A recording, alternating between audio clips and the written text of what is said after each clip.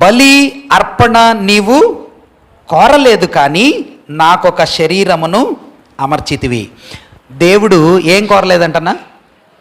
బలి కోరలేదంట. తర్వాత నిజమేనా ఈ మాట అన్న? దేవుడు బలిని అర్పణని కోరలేదా? పాత నిబంధన కోరారు కదా.